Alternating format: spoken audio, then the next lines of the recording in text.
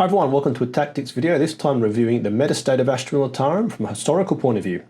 Firstly, Happy New Year and belated Merry Christmas. This is my first video of 2025, so I hope you had a good break. And those of you who had to work, hopefully got a good break lined up for some well-deserved rest. So with the assistance of ChatGTP, I thought I'd whiz out some historical data, and basically I've gone and found on the internet somewhere all of the historical Militarum field manual, so all the points, and basically asked ChatGTP to help me basically put all the points into a table and basically list out all the point evolutions. I've noted any key sort of balanced data slate changes like order buff, born soldiers change, etc., etc.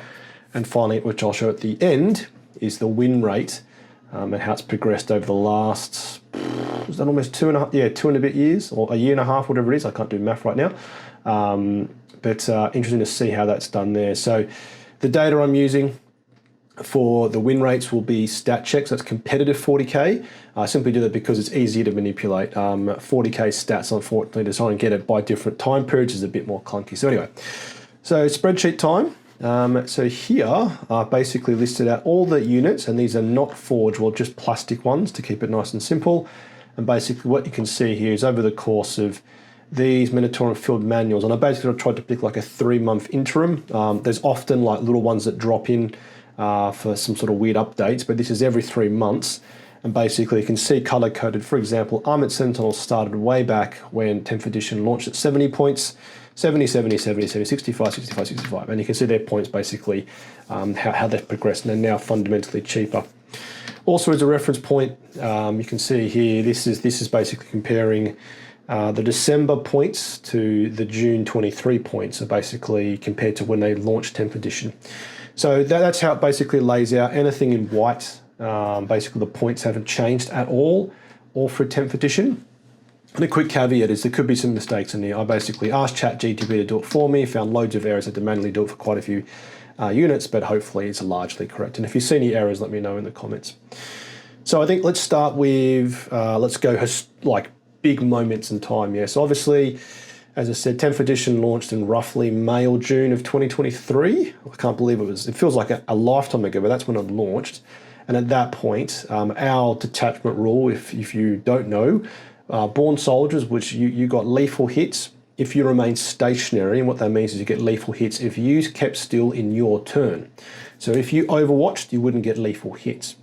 Now this basically meant that an overall play style which was rewarded was indirect units. And as we go through some of these ones here in the first Militarum field manual, you'll be quite surprised some of the points we could get things for, which was really quite baffling because when 10th edition was launched, a big part of the GW commentary was they're trying to remove the power of indirect. And suddenly, as we sort of go through here, you can see Basilisk were 110 points.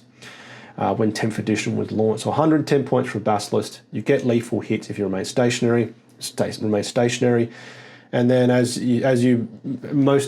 many of you will remember is that you could make a Basilisk hit on 2s, real 1s of a Scout Sentinel, because it basically had no indirect penalty, which we do now, yeah? So that was almost like how things started for Astra Militarum was. We were in a universe where detachment were rewarded indirect play, and you can see this. So there's the Basilisk.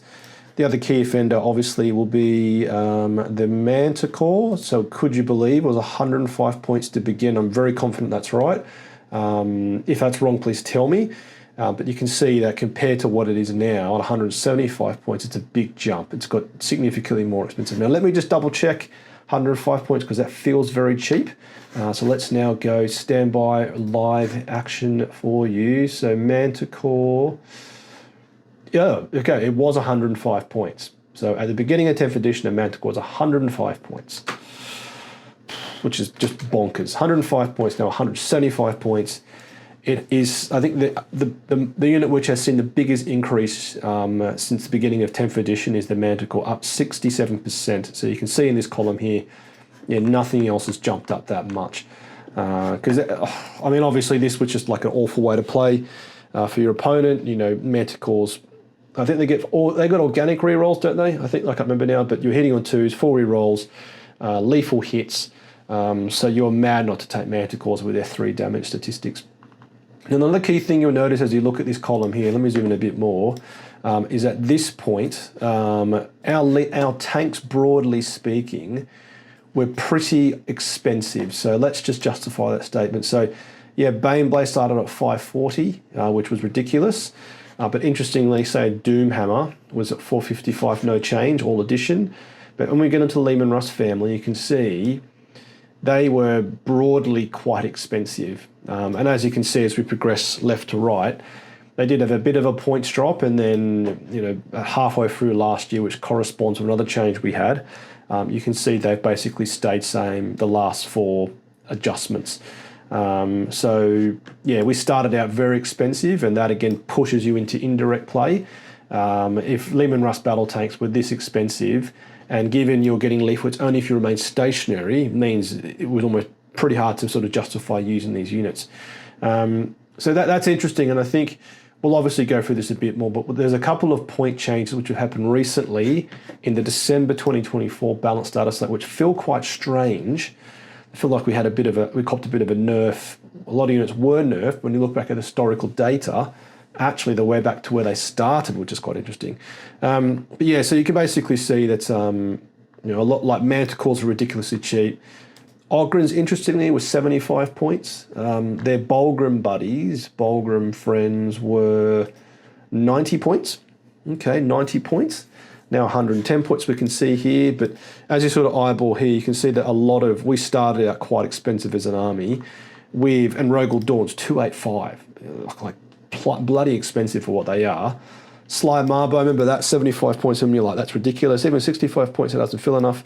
And Tank Commanders at 240 felt very expensive. So at the beginning of 10th edition, our detachment rule basically sucked, and we were pretty expensive across the board.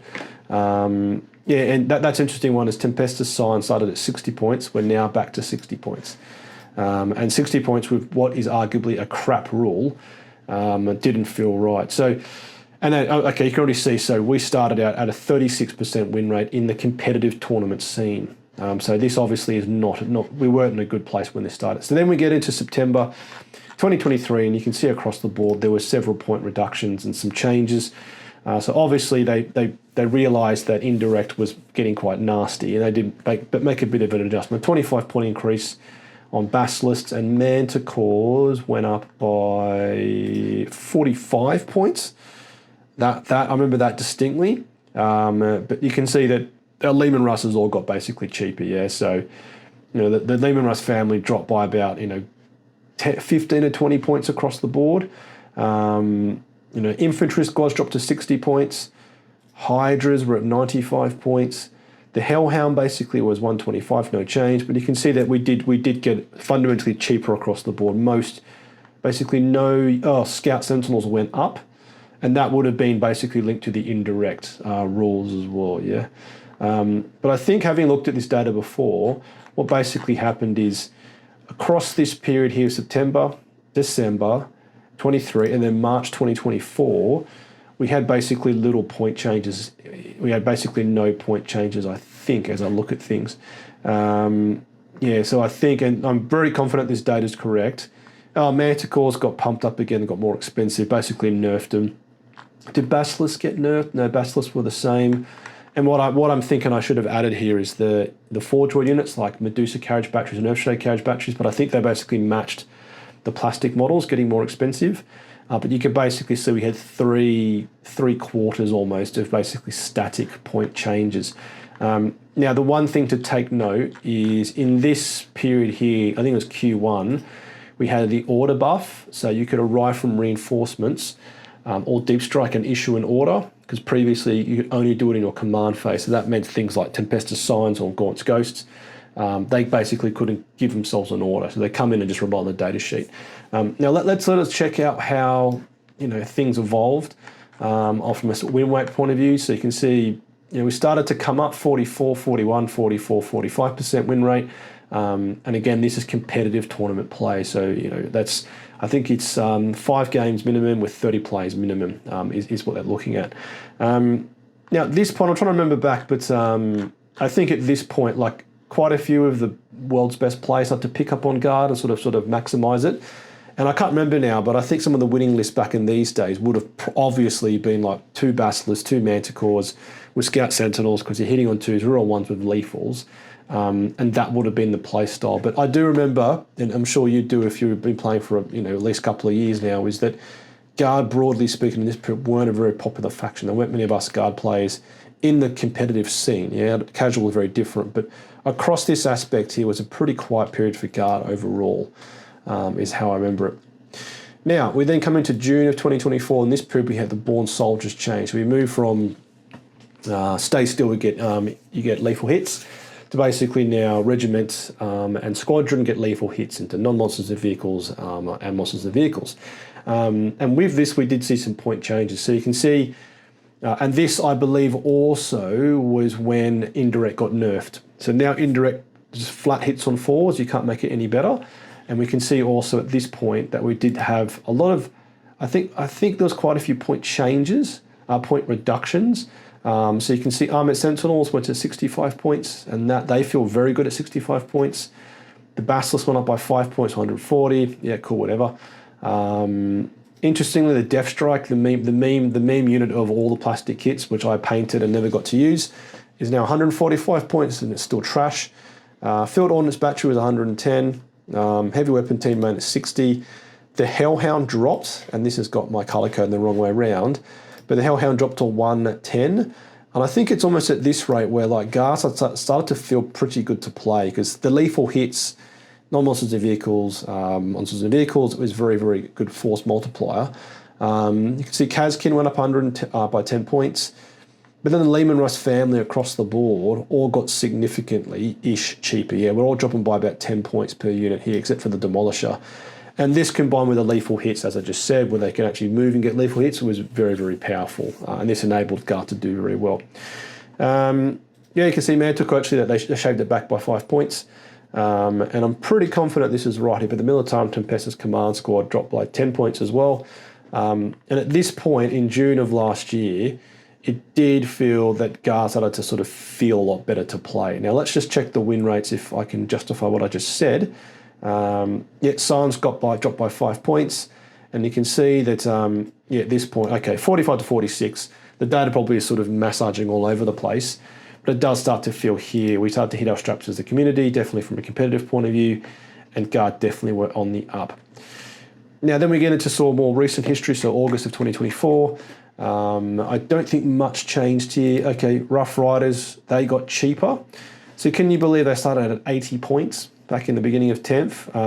And I think, the new models came out at the beginning of 2023, looked amazing, but 80 points are just trash. But I do remember vaguely, anecdotally, that at this point we started to see a lot more Rough Riders, with people taking often sometimes like 3x10 in a list and winning tournaments. So definitely 60 points. They feel very well valued for 5 models with their Melter Lancers. But yeah, I think basically from here to here, there was minimal change overall. Let's just eyeball that. Yeah, okay, everything's staying pretty much the same. Yeah, and we did sort of start to enjoy some pretty good winners, because some of the best, like, I think at this point, Nassim, David Gallo were obviously both playing him, and obviously a lot of chaps in the US. And this obviously drove the win rate with multiple winning lists, winning multiple tournaments. Garber on the up. Then we come into October 2024, and at this point we had even more changes. So this was sort of the death of Bolgrams, or like Bolgrams have been nerfed. You can see that, I had no idea what Bolgrams did. I knew what they did, but I'm looking at them thinking they're not that good. But 80 points, imagine if not 80 points today, like how wild it would be. Maybe the meta has changed. Maybe the meta back then was less inviting to take sort of their data sheet, but 80 points is how they were costed for for a good part of 2023, which is pretty crazy to think now they're 110 points. So they definitely have felt the nerf bat. But you can see, so they've gone up more expensive, but then across the difference between these two, heavy weapon teams, dropped to 50 points by 10. All the tanks have remained the same. The only other change, Ogrins got cheaper, and they're now significantly cheaper than they started. So, they started at 75 points. Now they're basically at 60 points, so getting very cheap for what they are. And the Rogal Dawn stayed at 240, you know, Scout Sentinels now 55. And Tank Commanders at this point got lethal hits. I remember this as well, is that they got the squadron keyword, so that was a nice enabler as well. Now, crucially in this data set here is when the Aquilons were launched.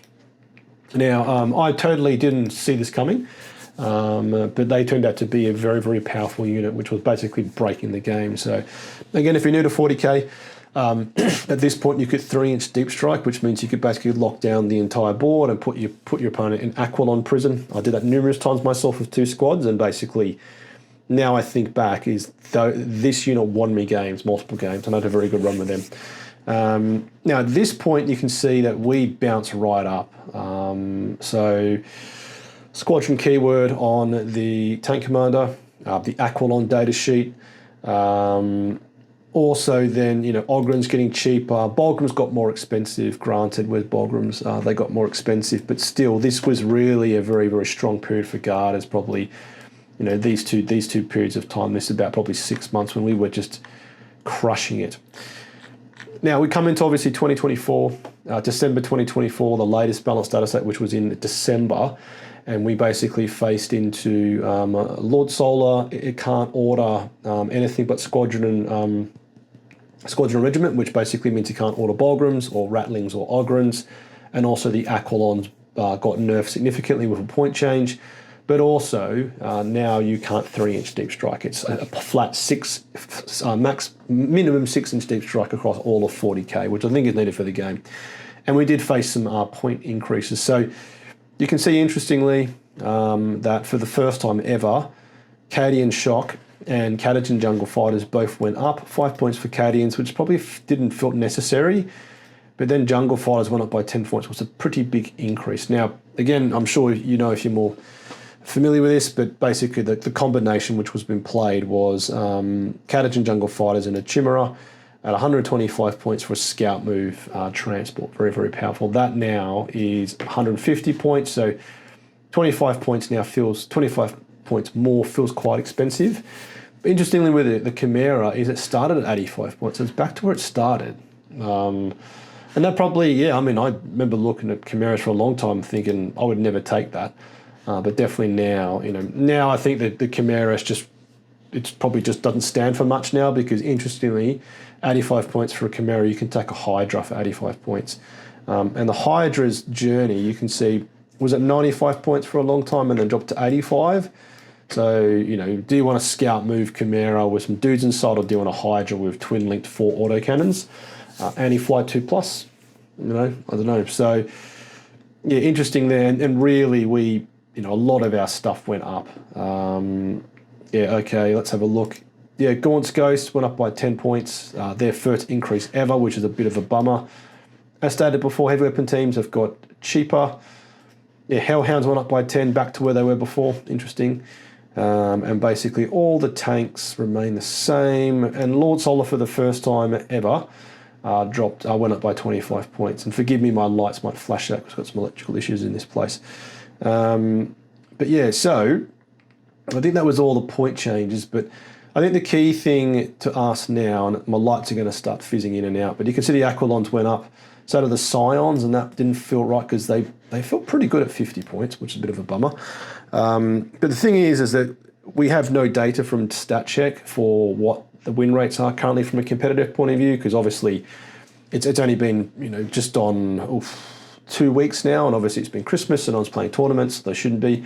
But to just get a feel for this, I've gone to 40k stats, and remember this is all games, all 40k games.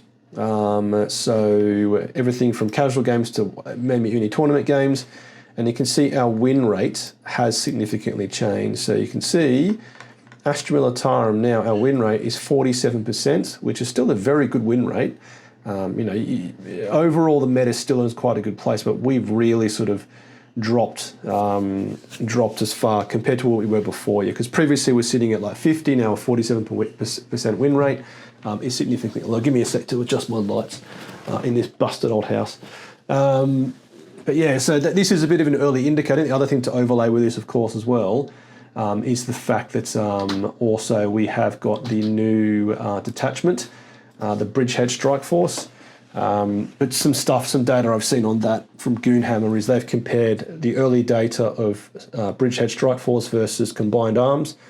Basically, it's showing that actually the win rate of Bridgehead is significantly below the Combined Arms detachment rule. So I think with that one, we're having played it once. It's a very different play style for guard players. We're typically used to sort of very static play, very sequence play. You know, I think that Bridgehead Strike Force, you almost got to play it like a grown-up, play a lot of up and down and positional play. And I think if you don't do significant damage on your go turn, you'll just get blown off the board because you're a bunch of teeth, you know, toughness 3, 1 wound model. So it's a very different play style, but I think in the right hands, it could be devastating into some opponents because you have the ability to just mop up units.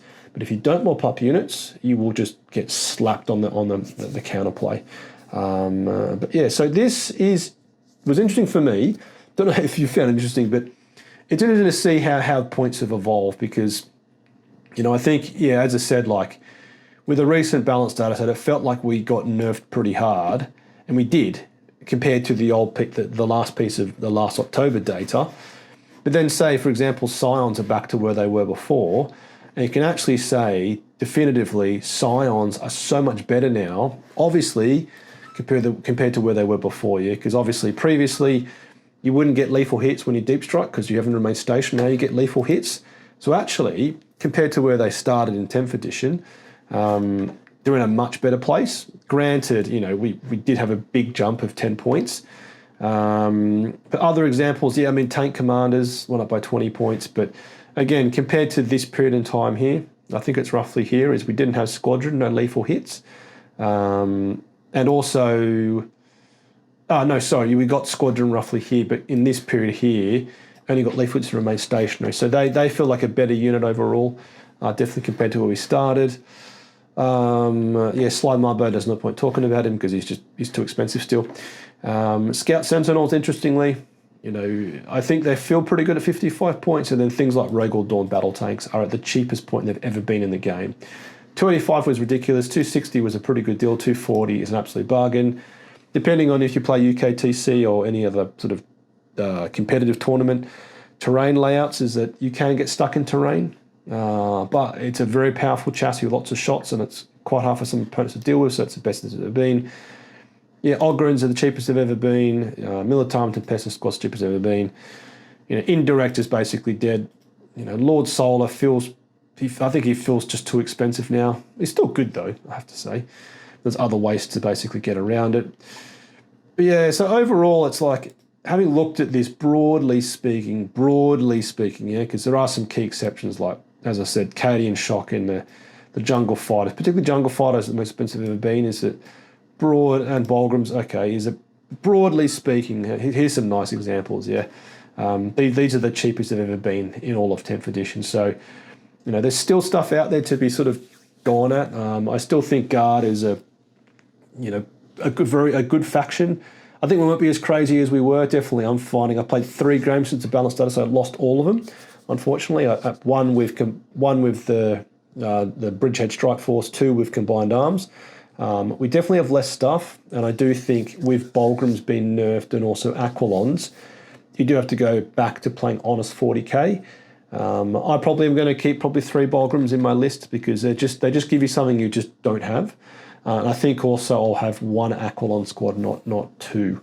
Because definitely 6-inch Deep Strike is not as good as 3, but it still will allow you to sort of counter screen, movement block in certain circumstances. But yeah, so hopefully interesting, as I said.